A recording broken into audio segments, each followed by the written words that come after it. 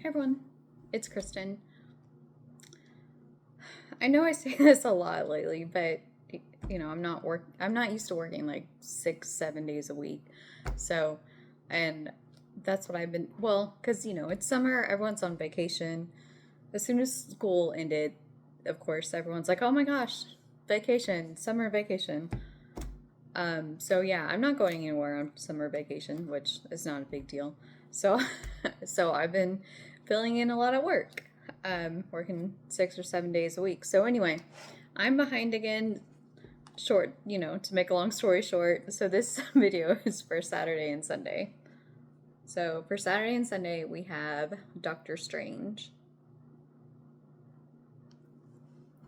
Because this calendar, it does Saturday and Sunday together. It doesn't do a separate picture for Saturday and then one for Sunday. And for in this, the stamp series, the stamp is actually Hammerhead, which is surprising, but not really, because I mean, Spider-Man was the first stamp. Even J. Jonah Jameson's got his own stamp. Mary Jane got her own stamp. A lot of other Spider-Man villains have gotten a stamp because Spider-Man is, was, and I feel like still is their most valuable, recognizable property. So, sorry, something in my eye. So it makes sense that he would have a lot of stamps in this. What's interesting though is Hammerhead was first appeared in Amazing Spider-Man 113, so that's like 1972. I believe it was October.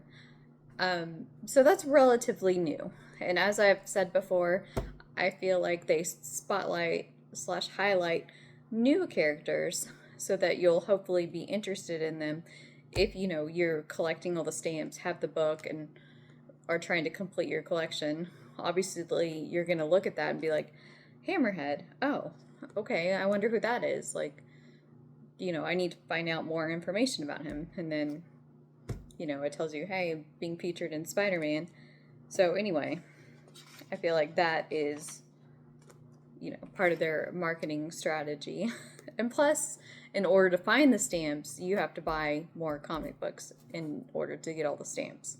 So, actually a pretty good strategy, except for the fact that people would be cutting up their comic books, which I would never do because, well, yeah, I would never cut them up, or, yeah, just no. Anyway, so you can find this stamp in Captain America number 178, October 74. Also appears in Marvel 2-in-1 number 3, May of 74, and Marvel Team Up number 30, February of 75. And this is from Amazing Spider-Man number 114, November of 72. Okay, so 113 was his first appearance, so I was right, October 72. Art by John Romita Sr. And it says, the city's blown wide open by a gang war, and the man in the middle is me. Watch out, Spidey. Neither you nor Doc Ock ever faced a foe like Hammerhead. So Spidey's the one saying he's in the middle of the gang war. And that is pretty, a pretty good summary of Hammerhead. So here he is in the stamp, and then they just kind of lightened up his colors so that he was more prominent. So as I said, that's a pretty good summary of Hammerhead. He was a gang war because, so he was originally from the Soviet Union. Him and his family immigrated from there. He pretended though to be Italian to fit in better. And his dad, though, said that he could only speak Russian at home. And when he wouldn't speak Russian, like, he would beat him. He owned a garage, so I feel like he beat him with a tire iron, which, oh, ouch. He kind of always wanted to be a gangster, always wanted to be, involved in that life. He joined the like comic book New York style mafia, like Magnia or something like that. Again, you know me and names and pronunciation. Yeah. Anyway, so the Marvel Comics version of the New York Mafia, and their initiation for him was they brought him to this garage, his dad's garage, and wanted him to kill his dad. They didn't know that that was his dad though. So one of the members had some kind of beef with his dad, and therefore wanted him dead.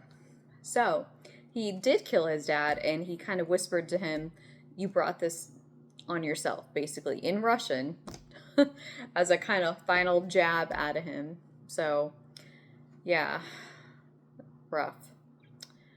And he ended up severely beaten and just laying in an alley, and Jonas Harrow found him. He was beat up very badly, and he was in this alley of that had movie theater posters of this Al Capone movie that was playing. And he, for 3 days, he was a doctor, he was a surgeon, but his license got suspended for his, illegal experiments, if that tells you anything. So he worked on him for 3 days and actually replaced his bones because his skull had been severely fractured with steel alloy instead. So that's where he got the name Hammerhead. And all this time, these 3 days, because, he was kind of in and out of it, all I could think about was the movie posters he saw for the Al Capone movie. So once he, was better, he formed a gang and styled it kind of after, Al Capone, and even dressed like it was the 20s. Pretty much, he bought Doc Ock's gang, and he has, basically made it his mission to be high up in the New York, gang scene.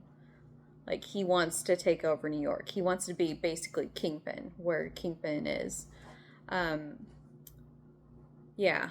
But, of course, Kingpin, being Kingpin, he forced him out and always, made sure he was not, couldn't rise in the ranks too high. Because, of course, New York City, etc., was Kingpin's territory. And that's the way he kept it. He even... Hammerhead even tried to work with others, like Chameleon, building up, his gang. He hired Tombstone to be his bodyguard, but Tombstone turned on him when he found out that Hammerhead had hired Hobgoblin to kill Robbie Robertson, and that's the reporter for the Daily Bugle, Robbie Robertson, because he didn't want him reporting on his activities. So, it's pretty fickle in that world, you'd think, anyway, they're apparently assassins, thugs are pretty territorial and pretty, easily offended, because, Bullseye killed Elektra because Kingpin had hired her instead of him, and he wanted to be Kingpin's #1 assassin.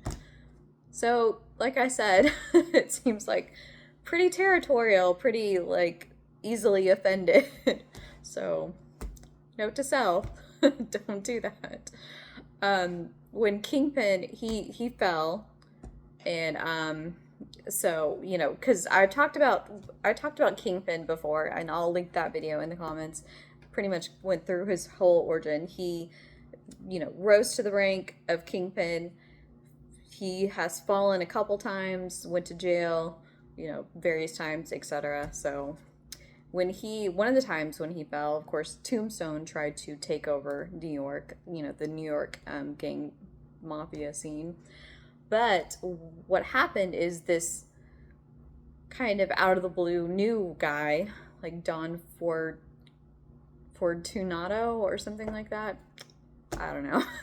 He kind of fills the vacuum, and Hammerhead is the only one that opposes him.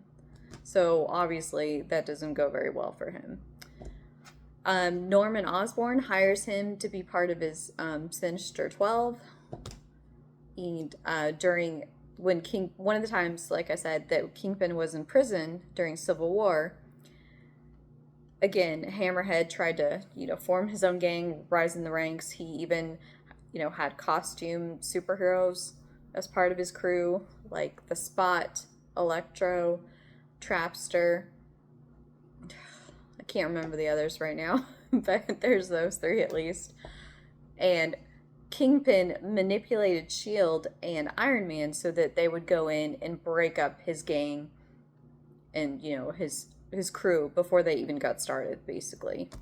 So, it didn't go very far. And there's Dazzler. I don't know if you can see, like, her ear. But, okay. I thought she was going to join us. But apparently, anyway. If she does, great. If she doesn't, not surprised. Oh, okay. She's going to go sit in her tray. Not surprised. So, this assassin who was working for Kingpin, Underworld, he actually shot Hammerhead. And he had, it was pretty extensive. The damage was pretty extensive. He had to go to the hospital. Oh. She hasn't done this in a while. She hasn't, joined me in a while and, gotten in the way. That's cute. Yes, you're cute. Now you're gonna go lay in your tray? Okay. You made your appearance and now you're done? Gotcha. Okay. Have to leave the people wanting more. She's funny. So anyway, he was shot by Underworld, who was working for Kingpin, taken to the hospital. Mr. Negative actually sent his goons to break him out of the hospital and kill all the people there, and brought him, to his doctor, Dr. Trauma. And Dr. Trauma was like, hey, I'm gonna put your brain in this robotic skeleton. This I'm not positive if it was adamantium.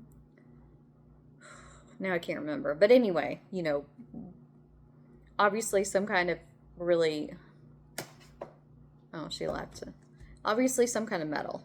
That's all I remember at this moment. But yeah, so Hammerhead agreed, and kind of for the first time ever, not the first time ever, but the first time in a really long time, he was able to beat Spider-Man pretty easily because of this new body he had. And before I leave this subject, Mr. Negative, he's actually a really cool character. He first appeared in 2007 during Free Comic Book Day, which is in May, the first part of May, usually May 5th, somewhere in there. But yeah, so it's cool that he was this character that just appeared during Free Comic Book Day, and he's become a bigger character than just that one appearance. And he actually controls Dark Force matter. Kind of like Dark Star, another one of my favorite characters. And Cloak, as in Cloak and Dagger. And that's how he got his powers, is through drugs, through experimentation with drugs. And he is actually, it's weird because his power is pretty destructive, but he also has the ability to heal. Seems very random, but, it is what it is. So, yeah. So, yeah, beat Spider-Man, and basically after, gaining, Mr. Negative saved his life, and he gained this new body, he pledged his loyalty to Mr. Negative, so he kind of quit trying to be, the head of the organization, the head of New York, crime scene. So he beat Spider-Man and was sent to take out the Hood, who had control of Chinatown at the time. So Mr. Negative sent him, to kind of, push out the hood, and also sent Spider-Man because he had mind controlled him at this point. And we also find out that Mr. Negative had put like a computer chip in his, in his skull that kind of sends him a shock and kind of reminds him like who's in charge here, because Silvermane had reappeared, but it wasn't really Silvermane. It was like a robotic, android decoy controlled by Mysterio. So Silvermane appeared, and Hammerhead kind of like questioned his loyalty, like wasn't sure what he should do, like because of course Silvermane, was his boss before, so he's like, oh my gosh, what do I do now? And that's when we found out about the computer chip, because he, Mr. Negative, let Hammerhead know, hey, no, I own you. You have to do what I say.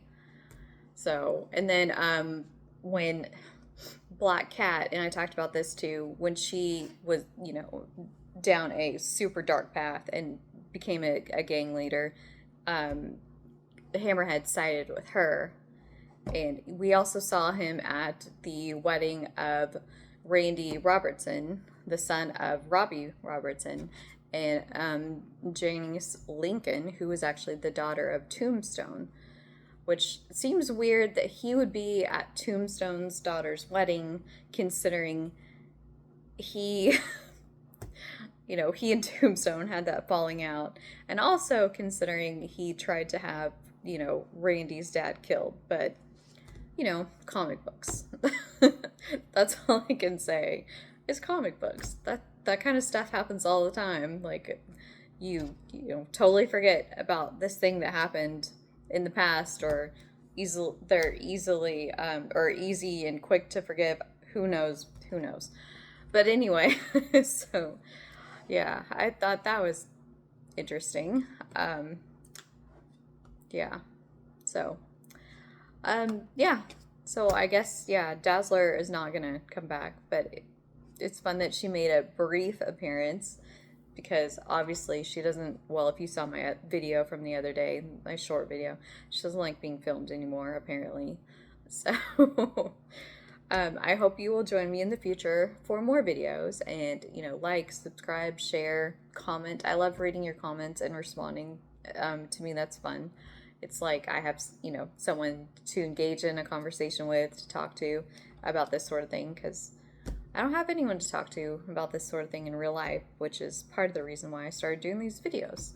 So I can ramble on and not be, okay, well, maybe you guys judge me a little bit, because I do tend to ramble on a lot, but you know what I mean, by a non-superhero person who really knows nothing about superheroes and doesn't really, no offense, I mean, because there's plenty of people that don't care about superheroes, and that's fine, to each his own. But it's not like I'm going to ramble on and talk to them about this sort of thing, because they don't want to hear it. So, until next time, bye.